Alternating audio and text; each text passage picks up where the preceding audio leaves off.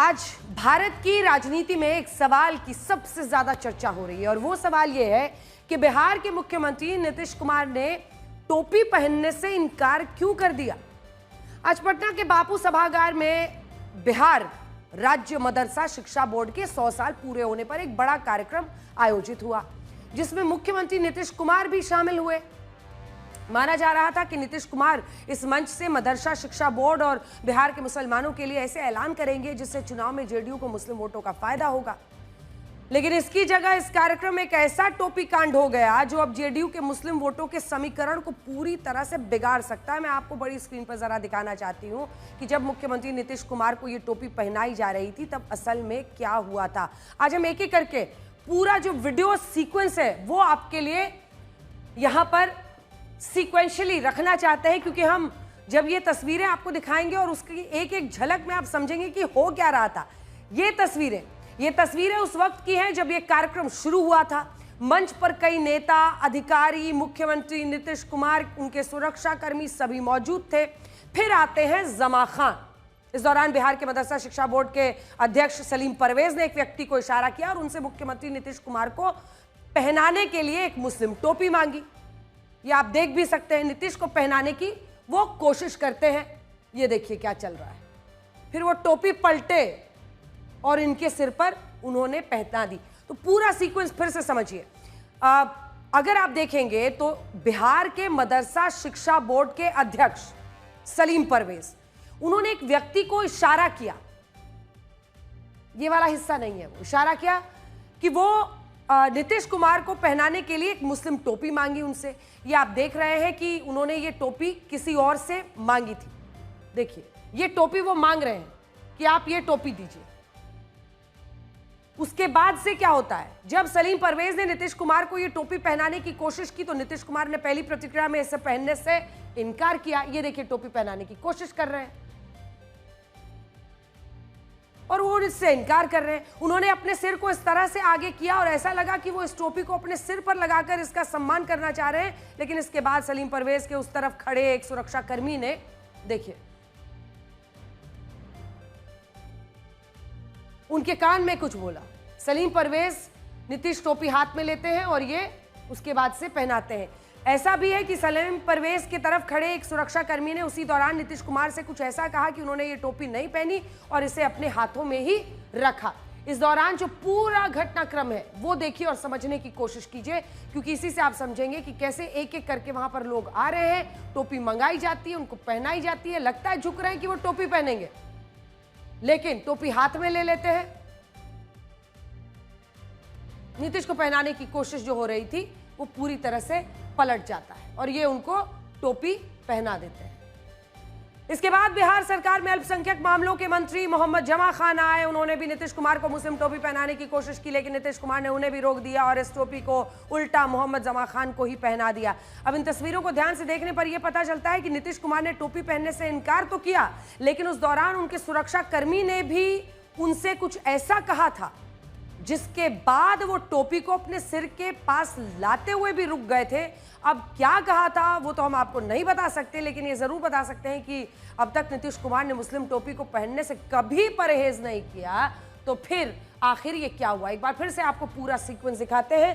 सलीम परवेज टोपी देते हैं और फिर वो टोपी को हाथ में पकड़ लेते हैं। सिर पर लगता है कि वो झुककर उस टोपी को पहनने वाले हैं। तब तक इसी दौरान सुरक्षा कर्मी कुछ कहते हैं, जो उधर सुरक्षा कर्मी खड़े हैं, और वो टोपी को हटाकर उधर रख लेते हैं, हाथ में पकड़ लेते हैं।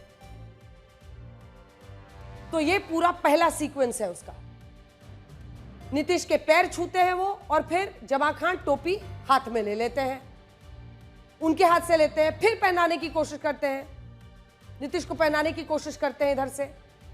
अब वो टोपी पलटते हैं और उन्हीं के माथे पर सजा देते हैं। तो ये पूरा सीक्वेंस आपने देख लिया इससे पहले, लेकिन नीतीश कुमार ने कभी इसे पहनने से परहेज नहीं किया है। आप इसी साल मार्च महीने की इन तस्वीरों को देखिए, जब रमजान महीने की इफ्तार पार्टी में नीतीश कुमार ने सिर पर मुस्लिम टोपी और कंधे पर कैफे जिसे कहते हैं दोनों डाला हुआ था। इसके अलावा नीतीश कुमार हर साल मुस्लिम टोपी पहनकर इफ्तार पार्टी देते हैं। बाकी कार्यक्रमों में भी उन्हें मुस्लिम टोपी में देखा गया है, जिससे यह सवाल भी खड़ा होता है कि जब नीतीश कुमार कुछ महीने पहले तक मुस्लिम टोपी पहन रहे थे, तो अब क्या होगा? जब बीजेपी के कई नेताओं को लेकर यह विवाद हुआ था कि वो मुस्लिम टोपी को पहनने से मना क्यों कर देते हैं, तब खुद नीतीश कुमार ने कहा था कि भारत में सत्ता के लिए टोपी भी पहननी होगी, टीका भी लगाना होगा। लेकिन पिछले 1 महीने में 2 ऐसी घटनाएं हो चुकी हैं जिनमें पहले नीतीश कुमार ने टीका लगवाने से इनकार कर दिया और अब टोपी पहनने से इनकार कर दिया। हम आपको हर साल की तस्वीर दिखा रहे हैं, वर्ष 2023 की ही एक और तस्वीर, फिर 19 की देखी और 19 की ही 18 की, 16 की और अब 25 की। अलग अलग जगहों पर वो मंचों पर हैं और उनको पहले तो कोई परहेज रहा नहीं, तो फिर आखिर क्या हो गया? अब बात टीका और टोपी दोनों की है। सीतामढ़ी में इसी महीने 8 तारीख को जानकी जन्मभूमि मंदिर के लिए पुनौरा धाम का शिलान्यास हुआ था और वहां नीतीश कुमार ने टीका लगवाने से इनकार कर दिया था, जिसका वीडियो भी आप देख सकते हैं। और अब 21 अगस्त को यानी आज उन्होंने टोपी पहनने से इनकार कर दिया, जिस पर अब विवाद हो रहा है। हालांकि पहले इस मुद्दे पर नीतीश कुमार क्या कहते थे, आप खुद सुनिए पहले। जोर जबरदस्ती से चला लेंगे, ये नहीं चलता है। ये देश प्रेम से चलेगा, मोहब्बत से चलेगा, भाईचारे से चलेगा, सद्भाव से चलेगा, गले मिलने से चलेगा, सबकी इज्जत करने से चलेगा। इसमें कभी टोपी भी पहननी पड़ेगी, कभी टीका भी लगाना पड़ेगा और सबको बराबर की खुशी के साथ स्वीकार करना चाहिए।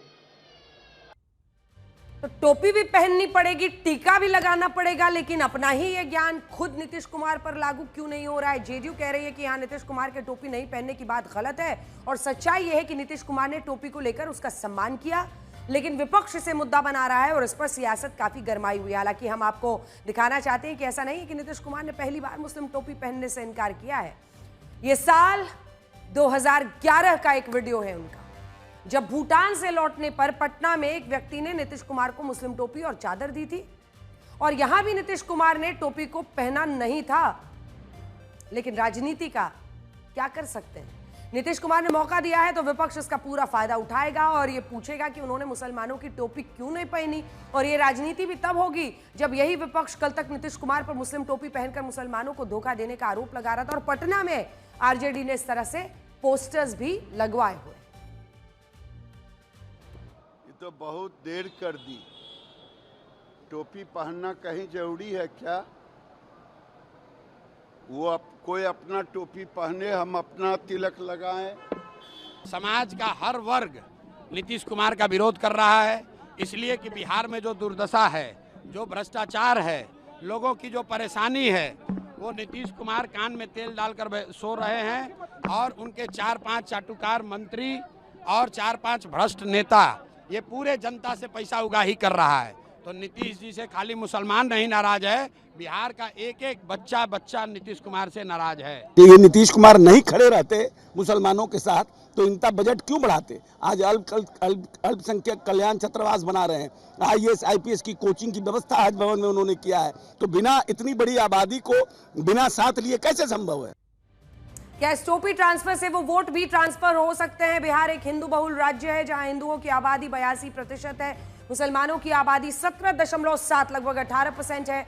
लेकिन इसके बावजूद सबसे ज्यादा चर्चा मुस्लिम वोट बैंक की होती है और इसका कारण यह है कि मुसलमानों का वोट चुनाव में बंटता नहीं है, बल्कि ये एकमुश्त होकर किसी भी पार्टी या गठबंधन को एक साथ जाता है। उदाहरण के लिए बिहार में 2024 के लोकसभा चुनाव में मुसलमानों के 87% एकमुश्त वोट अकेले विपक्ष के इंडिया गठबंधन को मिले थे, जबकि जेडीयू और बीजेपी को सिर्फ 12% मुसलमानों के वोट मिले थे। 87% एकमुश्त आरजेडी और कांग्रेस की तरफ गया था। इससे यह समझा जा सकता है कि जो मुस्लिम वोट होते हैं वो किसी भी पार्टी या गठबंधन को एकमुश्त एकजुट होकर एक साथ मिलते हैं, जिसकी वजह से हिंदू वोटों से ज्यादा मुस्लिम वोटों की इतनी राजनीति होती है, क्योंकि यहां जो बाकी के हिंदू वोट हैं वो तो बढ़ जाते हैं, लेकिन यहां पर मामला एक साथ जाने का होता है। बिहार के 38 जिलों में से 13% जिले ऐसे हैं जहां मुसलमानों की आबादी 17% से लेकर 68% के बीच है। बिहार में किशनगंज, जहां पर हिंदू ही अल्पसंख्यक है, 68% आबादी मुसलमानों की है यहां पर और 32% आबादी हिंदुओं की है। इसी तरह कटिहार, अररिया, पूर्णिया, जहां पर मुसलमानों की आबादी 35% से ज्यादा है। इसके अलावा इन 13 जिलों में विधानसभा की 99 सीटें ऐसी हैं जहां मुस्लिम समुदाय का वोट निर्णायक माना जाता है और यही वजह है कि बीजेपी को छोड़कर कोई भी पार्टी इन मुस्लिम वोटों को गंवाना नहीं चाहती। खुद नीतीश कुमार कह रहे हैं कि बिहार के मुसलमानों के लिए आरजेडी ने कभी कोई काम नहीं किया, इसीलिए इस बार भी मुसलमानों का एक मुश्त वोट सिर्फ उन्हीं की पार्टी को मिलना चाहिए। सुनिए। सरकार में कुछ नहीं था, हम लोगों की जब सरकार बनी उसके बाद हम लोगों ने काम करना शुरू किया। आज इस बात का ध्यान रखना ही है कि पहले कोई काम नहीं किया, हम लोग काम किए हैं, तो जैसा करिए अच्छा रहेगा। आप लोग सोचिए कि हम लोग काम किए हैं और कभी भी कोई तरह का दिक्कत नहीं हो तो उसके लिए हम लोग करते रहेंगे। लेकिन जो लोग हैं जो दोनों को देखिएगा, पहले कुछ नहीं किया, आए उनको जो बर्बाद किए तो फिर बाद में गड़बड़ किया तो हम तो अलग हो गए, तो वो लोग भी कुछ नहीं किया। अब चाहे जितना इधर उधर फंड बोलते रहे लेकिन कभी कुछ नहीं किया, तो इस सब चीजों को ध्यान दीजिए। हिंदू धर्म दुनिया का अकेला ऐसा धर्म है जिसमें नास्तिक रहकर भी कोई व्यक्ति हिंदू रह सकता है। और हिंदू धर्म में अगर कोई व्यक्ति मंदिर जाने से इनकार करता है या टीका लगवाने से इनकार करता है तो इससे यह नहीं माना जाता कि यह हिंदू धर्म के खिलाफ है। हिंदू धर्म में आस्था को हर व्यक्ति के विश्वास तक सीमित माना गया है और यही कारण है कि जब कोई व्यक्ति या नेता सार्वजनिक रूप से टीका लगवाने से या मंदिर जाने से मना कर देता है तो उस पर कोई विवाद नहीं होता। आप में से शायद बहुत कम लोगों ने देखा होगा कि विवाद उस दिन हुआ जब टीका लगाने से नीतीश कुमार ने इनकार कर दिया, लेकिन बात जब टोपी पर आई तो आज सोशल मीडिया से लेकर हर जगह जैसे तूफान आ गया है। लेकिन अगर आप देखें तो इस्लाम धर्म में अल्लाह की इबादत को ही धर्म माना गया है। इस्लाम में जिन 5 स्तंभों को धर्म के पालन के लिए जरूरी माना गया है उनमें सबसे पहला स्तंभ है ईमान, जिसमें इस बात की घोषणा की जाती है कि अल्लाह के सिवा कोई और भगवान नहीं। दूसरा स्तंभ है सलात, जिसे फारसी में नमाज भी कहते हैं। तीसरा स्तंभ है सौम, जिसे रोजा रखना भी कहते हैं। चौथा स्तंभ है ज़कात, जिसका मतलब होता है दान। और 5वां स्तंभ है जीवन में एक बार हज की यात्रा पर जाना, और यह कर्तव्य उन्हीं पर लागू होता है जो आर्थिक रूप से समृद्ध होते हैं। हज वाली बात, इसमें टोपी का जिक्र नहीं है। टोपी को फर्ज नहीं बल्कि सुन्नत बताया गया है, जिसमें खुद को अल्लाह के प्रति समर्पित दिखाने के लिए सिर को ढका जाता है। हालांकि इसका जिक्र किसी हदीस में नहीं है और अरब देशों में भी जो मुसलमान नमाज पढ़ते हैं वो टोपी नहीं पहनते, लेकिन भारत, पाकिस्तान, बांग्लादेश, चीन, म्यांमार, मालदीव्स के जो मुसलमान हैं वो टोपी पहनते हैं और इसे मॉडेस्टी यानी लाज का विषय माना गया है। और यही वजह है कि जब कोई बड़ा नेता टोपी पहनने से इनकार कर देता है तो इससे यह समझा जाता है कि उसने इस्लाम धर्म का अपमान किया। हालांकि बहुत सारे मुसलमान ऐसे भी हैं जो इन बातों पर अब ज्यादा ध्यान नहीं देते, लेकिन राजनीति ऐसी चीज है कि यहाँ टोपी से वोट ट्रांसफर कराने के लिए सब कुछ जोड़ दिया जाता है। खैर, हमारे नेता तो ये राजनीति वोटों के लिए करते हैं, लेकिन इस राजनीति से कई बार उन मुट्ठी भर लोगों को हौसला मिलता है जो धर्म को सीधा सीधा कट्टरवाद की तरफ ले जाना चाहते हैं। आज से 1000 साल पहले तक मलेशिया में हिंदू और बौद्ध धर्म का प्रभाव हुआ करता था, लेकिन धीरे धीरे वहां इस्लाम धर्म आया और आज मलेशिया एक मुस्लिम देश बन चुका है और वहां के शासन पर मुट्ठी भर कट्टरपंथी हावी हो चुके हैं। कैसे? क्योंकि इस कट्टरपंथ का नतीजा अब यह हो गया है कि अब से मलेशिया के एक राज्य में जुमे की नमाज को अनिवार्य बना दिया गया है।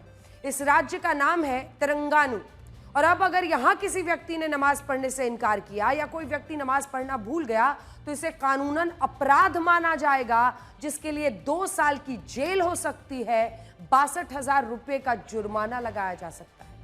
यह नियम पूरे मलेशिया की जगह सिर्फ उसके एक राज्य में इसलिए लागू हुआ है क्योंकि इस राज्य में पैन मलेशियाई इस्लामिक पार्टी की सरकार है और इस पार्टी को मलेशिया में रूढ़िवादी विचारों का समर्थक माना जाता है।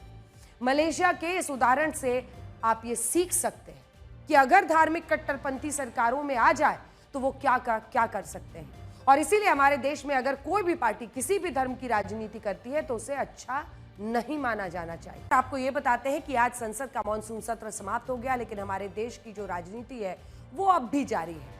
आज संसद की कार्यवाही अनिश्चितकाल के लिए स्थगित होने के बाद लोकसभा के स्पीकर ओम बिरला ने सभी दलों के सांसदों के लिए एक टी पार्टी का आयोजन किया, लेकिन विपक्ष ने इसका भी बहिष्कार कर दिया। विपक्ष का कहना है कि सरकार ने संसद की कार्रवाई में उसकी आवाज को लगातार दबाने की कोशिश की और विपक्ष जिन मुद्दों पर विस्तृत चर्चा चाहता था उन मुद्दों की अनदेखी हुई और इसीलिए विपक्ष ने इस टी पार्टी का बहिष्कार किया। लेकिन इसी मुद्दे पर प्रधानमंत्री नरेंद्र मोदी का कहना कुछ और है। उन्होंने कहा है कि जो बिल संसद से पास हुए उनकी चर्चा में विपक्ष के बड़े बड़े नेता शामिल हो सकते थे, लेकिन उन्होंने सिर्फ हंगामा किया। इससे भी बड़ी बात उन्होंने ये कही कि विपक्ष और खासकर कांग्रेस में बहुत से युवा नेता ऐसे हैं जो बेहद प्रतिभाशाली हैं, लेकिन गांधी परिवार की असुरक्षा के कारण इन युवा नेताओं को बोलने नहीं दिया जाता और संभव है कि यही युवा नेता राहुल गांधी को असुरक्षा और घबराहट में डाल रहे हैं।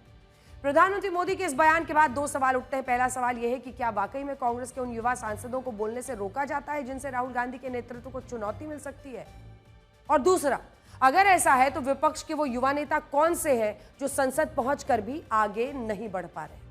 आइए आपको लेकर चलते हैं बड़ी स्क्रीन पर।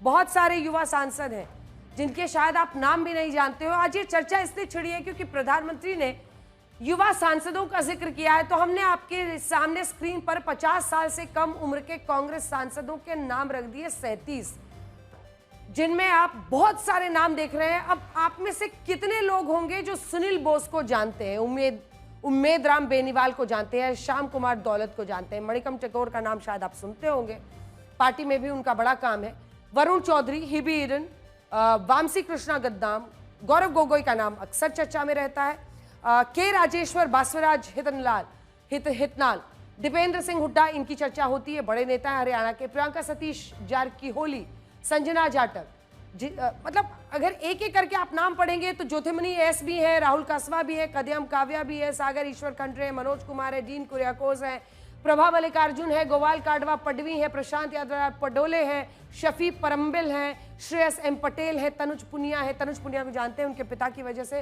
क्योंकि वो एक बड़े नेता रहे हैं और इस बार वो चुनाव जीत कर आए हैं अपने दम पर। सुधा रामकृष्णन, कुंद्रू रघुवीर, सोलंग सांगमा, मोहम्मद हमदुल्ला इस, शशिकांत सेंथिल, प्रणीति सुशील कुमार शिंदे, ये अक्सर बोलती हैं तो इनको लोग खूब सुनते हैं। ज्ञानीबेन ठाकुर, सप्तगिरी शंकर उलाका, विजय कुमार, प्रतिभा सुरेश धानोरकर, रविंद्र वसंत राज चौहान, अमरिंदर सिंह राजा वारिंग, वर्षा एकनाथ गायकवाड़, शायद जिनके पिता या परिवार से कोई पॉलिटिक्स में ज्यादा हावी रहा उनके नाम फिर भी याद हो। लेकिन प्रधानमंत्री नरेंद्र मोदी का कहना है कि आप कांग्रेस के इन युवा सांसदों के बारे में इसलिए कुछ नहीं जानते क्योंकि इन्हें राहुल गांधी के कारण पार्टी में बोलने का ज्यादा मौका नहीं मिलता, जबकि इनमें से कई सांसदों की पृष्ठभूमि राजनीतिक परिवारों की है और इनके पास बड़ी बड़ी डिग्रियां हैं। आप इस लिस्ट को देख सकते हैं जिसमें हम वर्षा एकनाथ गायकवाड़ की आपको दिखा रहे हैं, जो कि MSc BEd है, पूर्व सांसद है, एकनाथ गायकवाड़ की बेटी है। हिबी ईडन जो कि पूर्व सांसद जॉर्ज ईडन के बेटे हैं, LLB है। शफी परम्बिल, इनका कोई पारिवारिक पृष्ठभूमि नहीं है लेकिन MBA है। प्रियंका सतीश जारकीहोली जो कि कर्नाटक के मंत्री सतीश जारकीहोली की बेटी, MBA है। राहुल कसवा जो कि पूर्व सांसद राम सिंह कसवा के बेटे हैं और ये भी ग्रेजुएट है। ऐसे ही बहुत बड़ी लिस्ट है। तनुज पुनिया जो कि PL पुनिया के बेटे, हमने आपको बताया BTech है। कुडिकुनिल सुरेश है जो कि LLB है। विजय कुमार है, विजय वसंत जो कि पूर्व सांसद है, MA है। सप्तगिरी शंकर उलाका पूर्व सांसद है जो कि इंजीनियर है।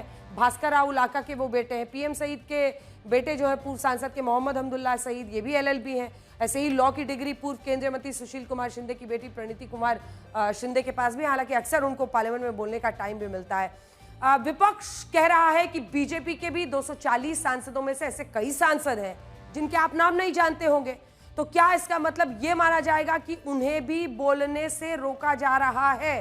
क्योंकि अब विपक्ष पूछ रहा है कि बीजेपी के भी तो ऐसे कई सांसद हैं जिनके नाम नहीं जानते। ये राजनीतिक पार्टियां खुद कभी इन आरोपों को स्वीकार नहीं करेंगी और ना ही इस तरह से सवालों का स्पष्टता के साथ जवाब दिया जा सकता है। लेकिन ये बात सही है कि जब कहीं पर सिर्फ कुछ लोगों को प्राथमिकता मिलने लगे तो बाकी लोगों की भूमिका कम हो जाती है। इसे आप फिल्मों के उदाहरण से समझिए। इसे एक व्यक्ति को हीरो बनाने के लिए आसपास के कलाकारों को ज्यादा तवज्जो नहीं मिलती। एक स्टार होता है, उनकी प्रतिभा को बहुत महत्व नहीं मिलता और हमेशा उन्हें को एक्टर, सपोर्टिंग एक्टर यही कह के जीवन निकाल लेना पड़ता है। यही चीजें परिवारों में भी होती हैं, रिश्तेदारों में भी होती हैं, समाज में होती हैं, कई बार राजनीति में भी होती है। आपकी तरक्की, आपके मौके दूसरों के हिसाब से तय होते हैं। किसी कंपनी में आप अच्छा काम करते हैं लेकिन किसी वजह से आपको रोक दिया जाता है। यानी ये चीज हर जगह होती है, बस फर्क इतना है कि राजनीति में इन मुद्दों की चर्चा हो जाती है, आम जीवन में लोग आपस में बोल के रह जाते हैं। आज जब संसद का मॉनसून सत्र खत्म हो गया है, तब एक सवाल यह भी है कि जब इस सत्र में हंगामा ही हुआ तो क्या इस हंगामे के लिए सांसदों को अपना वेतन लेना चाहिए? हो सकता है इस बात को सुनकर तमाम माननीय सांसद तनकर सामने आए, नाराजगी दिखाएं और कहें हम देश की संसद में हैं, हम चुने हुए प्रतिनिधि हैं, ऐसा कैसे बोल दिया आपने हमारे खिलाफ। लेकिन आज दमनदीप के निर्दलीय सांसद ने कहा है, ये भाई वो भी सांसद हैं, चुनकर आए हैं, इंडिपेंडेंट आए हैं, किसी पार्टी से नहीं है। उमेश पटेल एक बैनर लेकर आए थे जिसमें यह लिखा था कि जिन सांसदों ने सदन को चलने नहीं दिया उन्हें उस दिन का वेतन नहीं मिलना चाहिए। इस बैनर पर सत्ता पक्ष और विपक्ष दोनों के लिए ही यह लिखा है कि हंगामा करने वाले सांसद देश की जनता से माफी मांगे क्योंकि उन्होंने जनता का पैसा बर्बाद किया है। याद रखिए, आप दफ्तर जाते हैं, सुबह से रात तक खटकर घर पहुंचते हैं या पहुंचते हैं, लेकिन हमारे सांसद, आज आपको पता है लोकसभा की कार्रवाई जब शुरू हुई थी 1 मिनट नहीं चली, स्थगित हो गई माननीयों की सभा। सुनिए क्या कह रहे हैं उमेश पटेल। और दुखद और दुर्भाग्यपूर्ण रूप से मॉनसून का पूरा सेशन बिना चर्चा के ही धुल गया। सत्ता पक्ष और विपक्ष ने अपनी अपनी मनमानी की, गुंडागिरी की और लोकशाही के ये पवित्र मंदिर में उन्होंने 144 करोड़ भारतीयों के छाती में सरा भूखा है विश्वास का और उनके आशा और अपेक्षाओं पर। आज हम देख रहे हैं कि कितनी सारी चर्चाएं होनी थी, कितने अहम बिल थे जिसमें 12 या 14 बिल बिना चर्चा के या अधूरी चर्चा के बिल पास हुए। मगर ये जो खर्चा है वो जनता का खर्चा है और जनता क्यों चुका है, उसको क्यों भुगते। मैं मांग करता हूं सरकार से कि सांसदों के इस मॉनसून सत्र के सारे सैलरी ना दिया जाए, अन्य भत्ता भी ना दिया जाए और सदन चलाने का जो भी खर्चा है वो एमपीओ से वसूला जाए। इस पर आपकी क्या राय है? आप भी जाइए सोशल मीडिया पर अपनी बात जरूर लिखिए, क्योंकि हमें ये तय करना होगा कि हमारी सांसदों की जवाबदेही क्या है। क्या उनकी जवाबदेही सिर्फ अपनी पार्टी को है, उनके साथ शोर मचाने की, या उनके साथ कार्रवाई चलने देने की या नहीं चलने देने की? क्या उनकी प्राथमिकता वो संसदीय क्षेत्र नहीं होनी चाहिए, उस संसदीय क्षेत्र के लोग नहीं होने चाहिए जिन्होंने उनके लिए जाकर वोट डाला है? लोकसभा की कार्यवाही चलाने के लिए हर घंटे करीब 1.5 करोड़ रुपए और राज्यसभा के लिए करीब 1 करोड़ 10 लाख रुपए प्रति घंटे खर्च किए जाते हैं। यानी इन दोनों सदनों का एक एक मिनट देश के खजाने पर 2.5 लाख रुपए के बोझ की तरह है। लेकिन फिर संसद में कार्यवाही के दौरान खूब हंगामा होता है। ये पैसा कहां से आता है? ये पैसा हम और आप देते हैं। और इसीलिए आज हम ये बात पूछ रहे हैं कि आखिर ऐसा क्यों होने दिया जा रहा है। अक्सर ऐसा देखा गया है कि जनता से जुड़े महत्वपूर्ण बिलों पर हंगामा होता है, लेकिन अगर वही बिल सांसदों का वेतन बढ़ाने के लिए हो तो निर्विरोध उस बिल को पास कर दिया जाता है। इसी साल मार्च में सांसदों ने खुशी खुशी पूरी एकजुटता के साथ बहुत अच्छी भावना से अपनी सैलरी बढ़ाने से जुड़े प्रस्ताव को संसद में मंजूरी दी। हमारे देश के सांसदों को सैलरी और भत्ते के तौर पर हर महीने 2,54,000 रुपए मिलते हैं और ये पैसा भारत में पूरे साल की प्रति व्यक्ति आय से भी कम है। हमारे सांसदों को हर महीने 1,24,000 रुपए सैलरी, 70,000 रुपए चुनाव क्षेत्र में जाने का खर्च, 60,000 रुपए ऑफिस मेंटेन करने का खर्च। इसके अलावा संसद सत्र और समितियों की बैठक में हिस्सा लेने के लिए भी उन्हें प्रतिदिन 2,500 रुपए अलग से मिलते हैं। कई सुविधाएं तो सांसदों को मुफ्त में मिलती हैं, जैसे पूरे कार्यकाल के लिए दिल्ली के प्राइम लोकेशन पर रेंट फ्री घर, मुफ्त के मोबाइल फोन, इंटरनेट, बिजली, पानी सब मुफ्त। देश में घूमने के लिए उनके और उनके परिवार को हवाई जहाज की 34 यात्राएं मुफ्त। रेलवे में अनलिमिटेड मुफ्त यात्रा, वो भी फर्स्ट क्लास के टिकट पर। कार से सड़क यात्रा करने पर तेल भी मुफ्त। आप कल्पना कीजिए, अगर आप अपने दफ्तर में काम ना करें बल्कि रोज हंगामा करें तो क्या होगा?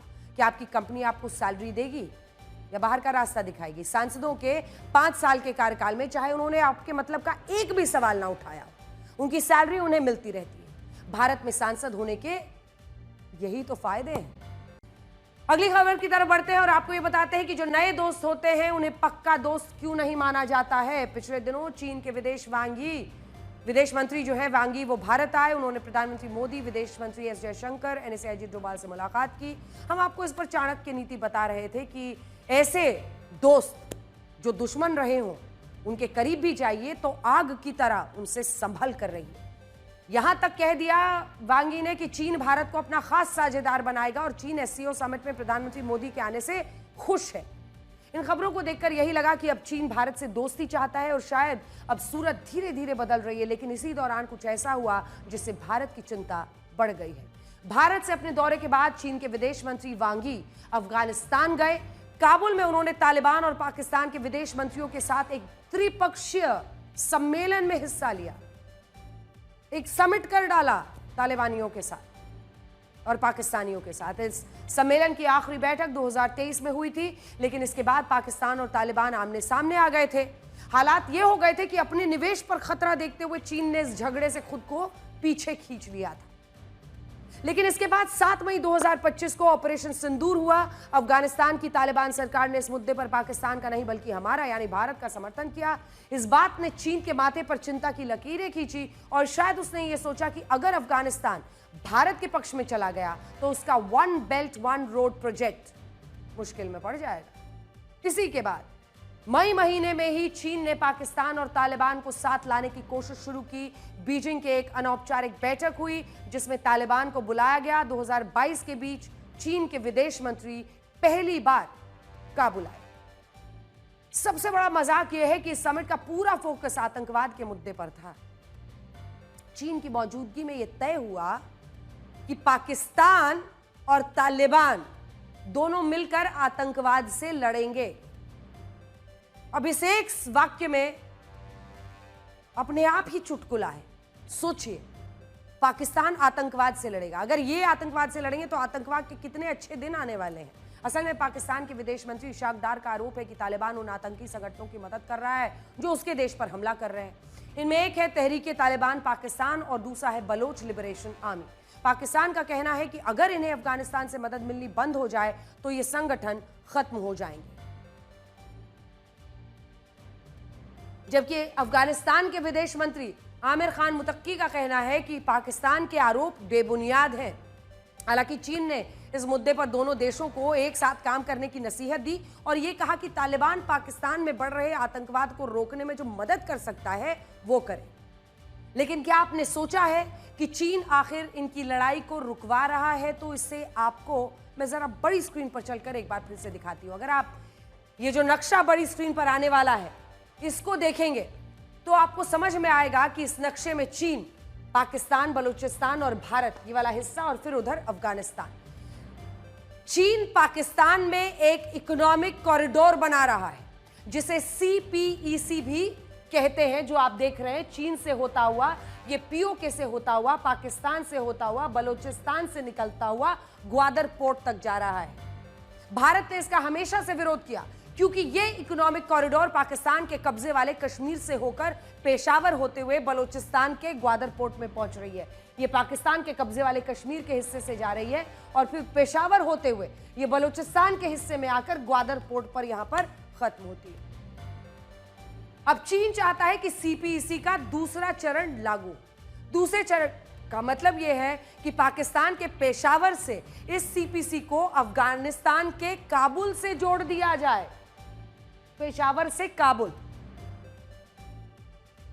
तो ये आप समझिए, अब फेज 2 में चीन ये चाहता है और इसीलिए वो चाह रहा है कि ये जो ट्राइलैटरल समिट आप देख रहे हैं पाकिस्तान, अफगानिस्तान और चीन का, वो दरअसल CPEC को नजर में रख के ही चीन आगे बढ़ा रहा है। ये सबसे, जिसे आप कह सकते हैं फ्लैगशिप इस वक्त कार्यक्रम है चीन का, ये CPEC, ये इकोनॉमिक कॉरिडोर। हालांकि इस इकोनॉमिक कॉरिडोर के बनने से अफगानिस्तान से ज्यादा चीन को फायदा होगा।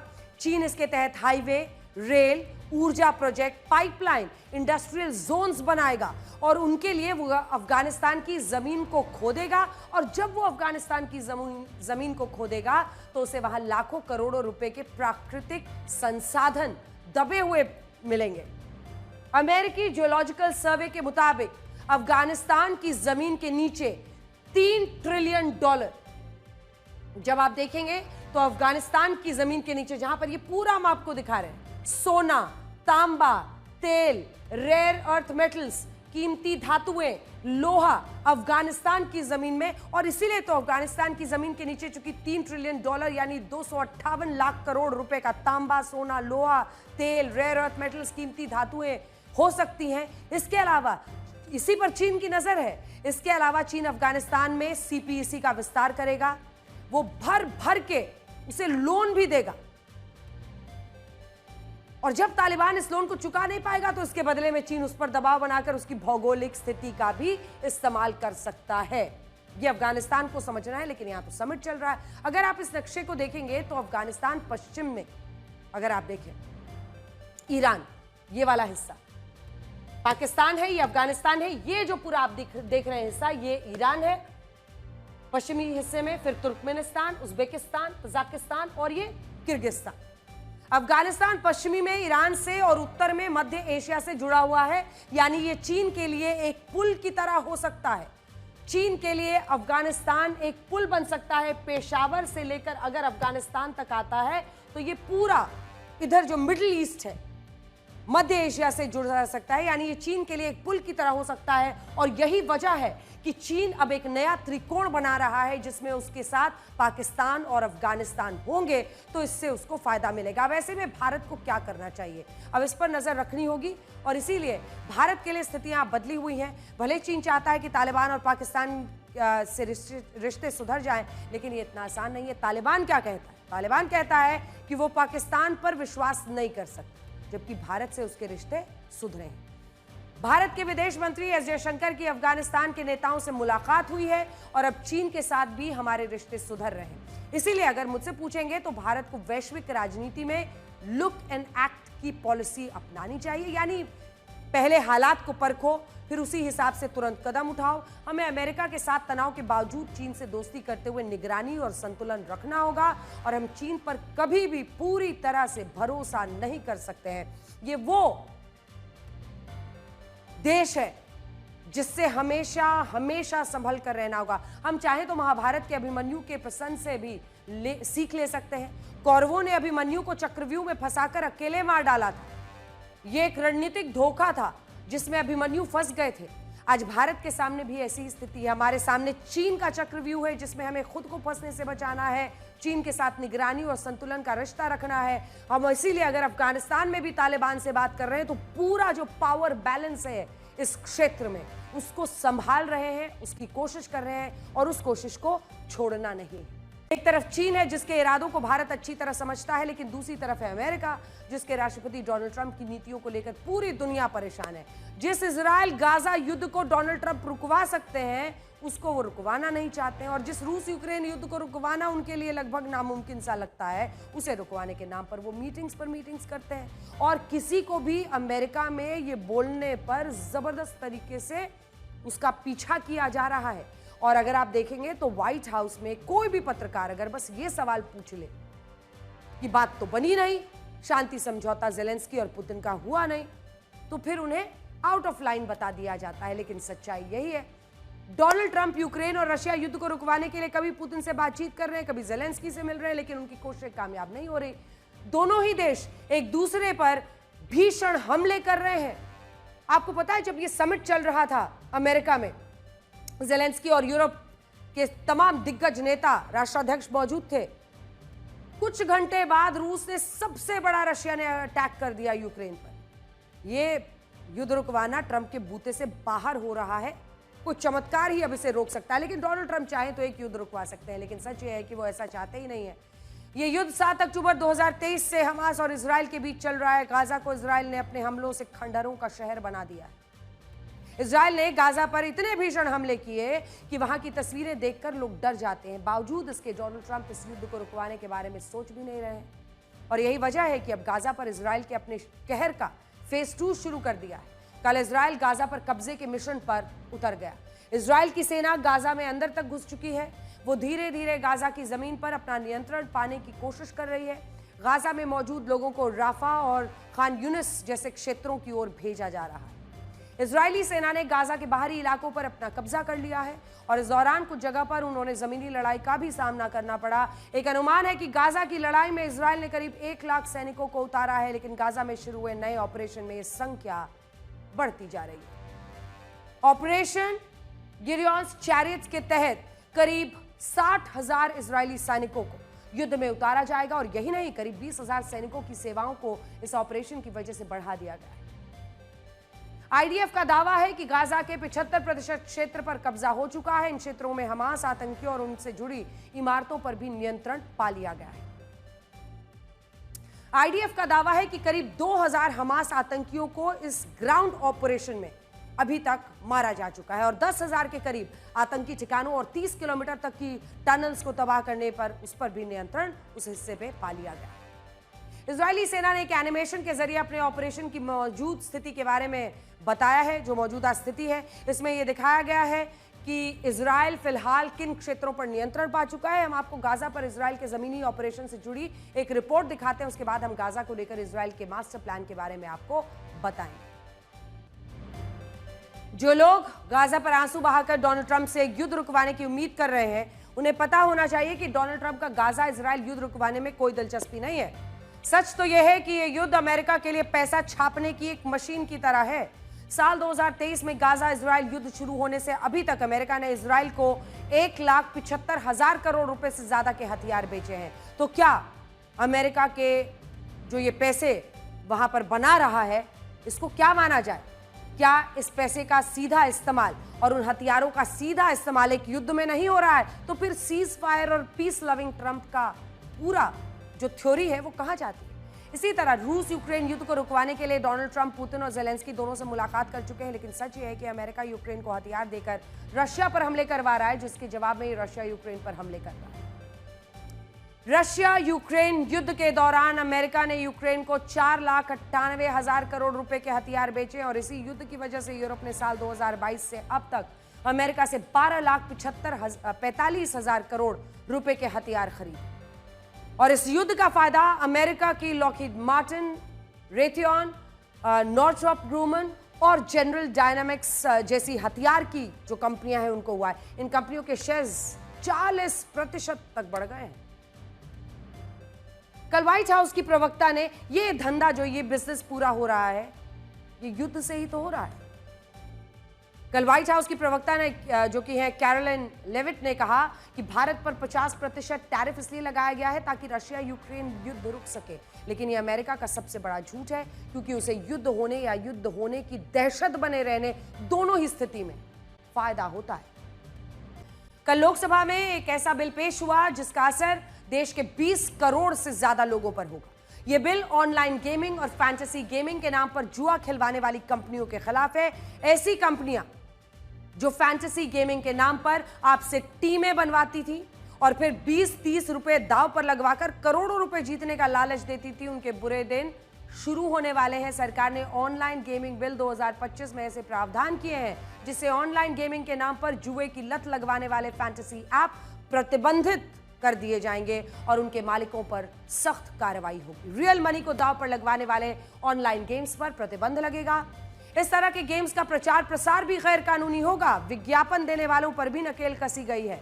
इस तरह के गेमिंग ऐप से पैसों का लेन देन प्रतिबंधित, तो ये बैंक्स के लिए भी है। रियल मनी वाले गेम खिलवाने वाली कंपनियों पर भी कार्रवाई होगी, यानी तुरंत पैसा वाला जो गेम है। राष्ट्रीय स्तर की एक ऑनलाइन गेमिंग अथॉरिटी बनेगी जो गेमिंग इंडस्ट्री की निगरानी करेगी और लोगों की शिकायतें सुनेगी। पैसे दांव पर लगवाने वाले गेमिंग ऐप को दोषी पाया गया तो कंपनी मालिक को 3 से 5 साल की जेल और 1 से 2 करोड़ रुपए तक जुर्माना लगेगा। यही नहीं, इस तरह के गेम्स का प्रचार प्रसार करने वालों को भी 2 साल की जेल, 50 लाख रुपए जुर्माने का प्रावधान किया गया है। उदाहरण के तौर पर हम आपको बता रहे हैं, बहुत सारे ऐसे फैंटेसी स्पोर्ट्स ऐप हैं, ड्रीम 11 है, माई 11 सर्कल है, जो कि फैंटेसी गेमिंग ऐप कहलाते हैं और ये भी अपने मेंबर्स को ड्रीम टीम बनाने और फिर कुछ पैसे लगाकर करोड़ों रुपए जीतने का ऑफर देते हैं। ऑनलाइन गेमिंग बिल के आने से इस तरह के कई ऐप्स के इस तरह के ऑफर्स पर प्रतिबंध लग जाएगा। क्रिकेट फैंस को पता ही होगा कि ड्रीम 11 टीम इंडिया की टाइटल स्पॉन्सर है। उसने 358 करोड़ रुपए में टीम इंडिया की टाइटल स्पॉन्सरशिप खरीदी थी। इसी तरह से माई 11 सर्कल ने 5 सालों के लिए आईपीएल फैंटेसी राइट्स को सालाना 125 करोड़ रुपए में लिया है। एक्सपर्ट्स का कहना है कि रियल मनी गेमिंग को रोक लगने से इससे जुड़े 17,000 करोड़ रुपए विज्ञापन बाजार पर भी ठप हो जाएगा। एक अनुमान है कि इस साल के अंत तक पूरी दुनिया में ऑनलाइन गेम खेलने वाले गेमर्स की संख्या 350 करोड़ हो जाएगी। हमारे देश में भी ऑनलाइन गेमिंग के प्रति लोगों की रुचि पिछले कुछ वर्षों में बहुत तेजी से बढ़ी है। और इसी वजह से केंद्र सरकार चाहती है कि भारतीय गेमिंग इंडस्ट्री तेजी से आगे बढ़े, लेकिन जुआ नहीं बल्कि ई गेमिंग को, ई स्पोर्ट्स को बढ़ावा दिया जाए। साल 2024 में भारत की ऑनलाइन गेमिंग इंडस्ट्री का मार्केट करीब 30,000 करोड़ रुपए का था और इसमें करीब 86% की हिस्सेदारी रियल मनी गेमिंग की ही थी।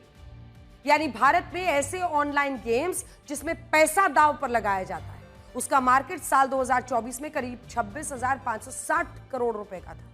सिर्फ यही नहीं, दुखद यह है कि फैंटेसी गेम्स के नाम पर जुआ खिलवा रही ये ऑनलाइन गेमिंग इंडस्ट्री हर साल 18% की रफ्तार से बढ़ रही है। अनुमान है कि साल 2029 तक भारत की ऑनलाइन गेमिंग इंडस्ट्री 75,000 करोड़ रुपए से ज्यादा की हो जाती है। और इसीलिए आज हम आपको बता रहे हैं ऐसे ऑनलाइन गेम्स हैं जिनमें इन ऐप परचेज का विकल्प होता है। इसके तहत गेम के अंदर कैरेक्टर को अपडेट करने के लिए लोग वर्चुअल खरीदारी करते हैं। जैसे एक्शन गेम हुआ तो कैरेक्टर के लिए कोई खास कपड़े, वर्चुअल बंदूकें, जूते वगैरह सब खरीदे जाते हैं। ये सारी खरीदारी वर्चुअल होती है। ऐसा करना गैर कानूनी नहीं कहा जाएगा। ऑनलाइन गेमिंग बिल को लेकर मैंने आज देश के सूचना प्रौद्योगिकी मंत्री अश्विनी वैष्णव से बात की है। उन्होंने बार बार एक बात पर जोर दिया कि अगर पिछले साल इस देश में 45 करोड़ लोगों ने लगभग 20,000 करोड़ रुपए सिर्फ जुए में, ऑनलाइन गेमिंग में गंवा दिए हैं, तो सरकार की ये प्राथमिकता थी, प्रधानमंत्री नरेंद्र मोदी की ये प्राथमिकता थी कि अगर बात इंडस्ट्री की आएगी, बनाम मध्यम वर्ग को बचाने की आएगी, तो हम मध्यम वर्ग का ही ख्याल रखें। Promotion and regulation of online gaming app bill आप इसको कह रहे हैं, तो प्रमोशन और रेगुलेशन में आप कह रहे हैं कि प्रमोशन में जो ई स्पोर्ट्स है, जहां मतलब रियल मनी जहां इन्वॉल्व है, वो सब आप लोग बैन करेंगे? नहीं, देखिए, ई स्पोर्ट्स एक कॉम्पिटिटिव स्पर्धा वाला गेम है। हाँ। जैसे ओलंपिक्स में गेम्स होते हैं, हाँ। 2 हॉकी टीम्स आपस में खेलती है, तो उस तरह के जो कॉम्पिटिटिव स्पोर्ट्स हैं जिसके कुछ रूल्स डिफाइन होते हैं, उसमें कुछ प्रोसेसेस होते हैं, उसमें कौन जा सकता है, कौन नहीं जा सकता है, कैसे खेलेंगे, उसके पूरे प्रोसेस डिफाइन होते हैं। वो ई स्पोर्ट्स एक अलग कैटेगरी है।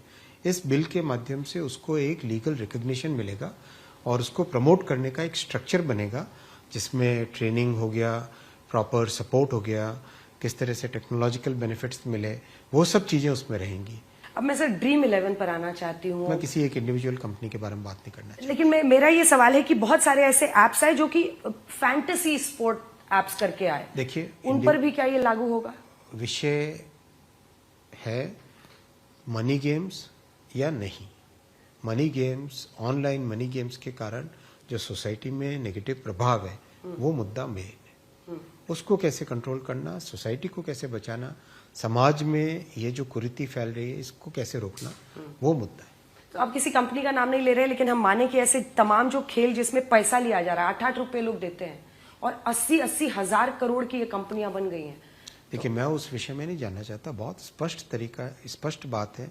अगर आज 45 करोड़ लोगों के जेब से 20,000 करोड़ रुपए सालाना जा रहे हैं, पिछले साल गए अगर, और इतना नुकसान होता है, इतने लोग सुइसाइड कर रहे हैं, इतने लोगों के घरों में WHO, वर्ल्ड हेल्थ ऑर्गेनाइजेशन ने इसको गेमिंग डिसऑर्डर के नाम से एक जो उनका इंटरनेशनल क्लासिफिकेशन ऑफ डिजीज होता है, उस डिजीज में उसको क्लासिफाई किया है। तो इतनी एक बड़ी समस्या अगर समाज के सामने है तो उसके ऊपर कठोर एक्शन लेने की जरूरत है। और जब भी choice is between middle class and revenue, middle class and industry, middle class is definitely it will get the Paramount importance. हमने आपको बीते दिन ये कहा था, आखिर में हम उन जंगलों की बात करना चाहते हैं जो विकास की सबसे बड़ी कीमत चुका रहे हैं। हरियाणा देश का पहला ऐसा राज्य बन गया है जिसने जंगल की कानूनी परिभाषा को तय किया है। हरियाणा सरकार के मुताबिक अब किसी भी क्षेत्र को 2 शर्तों के आधार पर जंगल माना जाएगा। हम आपको बताते हैं, पहली शर्त यह है कि वो जंगल कम से कम 5 हेक्टेयर यानी 10 फुटबॉल मैदान जितना बड़ा होना चाहिए। अगर किसी क्षेत्र को सरकारी रिकॉर्ड में पहले से जंगल माना गया है तो वो जंगल कम से कम 2 हेक्टेयर के क्षेत्र में भी हो सकता है। और दूसरी शर्त यह कि उस जमीन की कैनपी डेंसिटी कम से कम 0.4 यानी 40% होनी चाहिए। कैनोपी डेंसिटी को जंगल में पेड़ों की छाया या उसका घनत्व कहा जाता है। इसका मतलब ये होता है कि अगर किसी जंगल को ऊपर से देखा जा रहा है तो उस जंगल का 40% क्षेत्रफल जो है वो पेड़ों से ढका होना चाहिए। हालांकि पर्यावरण कार्यकर्ता इस नियम को जंगल विरोधी मान रहे हैं। उनका कहना है कि कैनोपी डेंसिटी 40% होने से छोटे छोटे जंगल के टुकड़े, अरावली की पहाड़ियों पर कम घनत्व वाली झाड़ियां, घास के मैदानों को अब जंगल माना ही नहीं जाएगा और इससे छोटे छोटे हरे भरे इलाके और अरावली जैसे क्षेत्र पर्यावरण संरक्षण से बाहर हो जाएंगे। इससे इन जंगलों में अंधाधुंध निर्माण होगी, बड़ी बड़ी कंपनियों को खनन का ठेका मिलेगा, जंगलों के सीने को खोदा जाएगा, पहाड़ियां काट कर उन पर बड़ी बड़ी इमारतें बनने लगेंगी, सरकारी परियोजनाएं आएंगी और एक दिन आपकी जो आने वाली पीढ़ियां हैं उनके लिए जंगल सिर्फ किताबों में ना बच जाए। सवाल यह है कि आखिर इन पेड़ों को काटकर हमने विकास कर भी लिया तो उस विकास का क्या महत्व होगा। जंगलों को पेड़ों की धड़कन कहा जाता है। ये पेड़ इंसानों को ऑक्सीजन देते हैं, जानवरों को शरण देते हैं, नदियों के लिए रास्ता बनाते हैं, लेकिन इंसान बार बार घूम फिर कर इन पेड़ों को काटने चला आता है। किसी ने लिखा है कि कुछ लोग मेरे गांव में पेड़ काटने आए हैं, लेकिन ये कहकर उन्हीं पेड़ों की छांव में बैठे हैं कि अभी धूप बहुत है। पूरी दुनिया में सिर्फ हिंदू धर्म ऐसा है जहां पेड़ पौधों को भी भगवान के रूप में पूजा जाता है। आप रामायण के उस प्रसंग को याद कीजिए जिसमें संजीवनी बूटी के लिए भगवान हनुमान पूरे पहाड़ जंगल को उठाकर लक्ष्मण के पास से आए, लेकिन बाद में उन्होंने उसी पहाड़ और जंगल से क्षमा भी मांगी थी और उसे वापस उसी जगह पर जाकर रख दिया था। लेकिन इस कलयुग में इंसान तो पूरे के पूरे जंगल को विकास के नाम पर काट देता है, इन पेड़ों पर एक बार के लिए तरस भी नहीं खाता। लेकिन आज से हम इन जंगलों को बचाने की एक मुहिम शुरू कर रहे हैं। जुड़िए हमारे साथ, हमें उम्मीद है कि इन बेजुबान पेड़ों और जंगलों को बचाने में आप भी हमारा साथ देंगे। कई लोग धर्म बचाने की बात करते हैं, लेकिन अगर पूजा इन पेड़ों का, प्रकृति का होता है तो इन्हें बचाना सबसे बड़ा धर्म बन जाता है। अब आखिरी खबर आपको मिशन गगनयान के यात्रियों की प्रेस कॉन्फ्रेंस के बारे में बताते हैं, जिसमें अंतरिक्ष यात्री शुभांशु शुक्ला के साथ प्रशांत बी नायर भी मौजूद थे। प्रशांत नायर ने इस दौरान कहा कि शुभांशु शुक्ला मेरे राम हैं और मैं उनका लक्ष्मण हूं। So I want you to dream, I want you to think that you can do this, and we will together make this happen. And with this, I will end this with the key message that I've had throughout the mission, while going up, while on orbit, and while coming back. Bharat आज भी अंतरिक्ष से सारे जहां से अच्छा दिखता है। जय हिंद, जय भारत।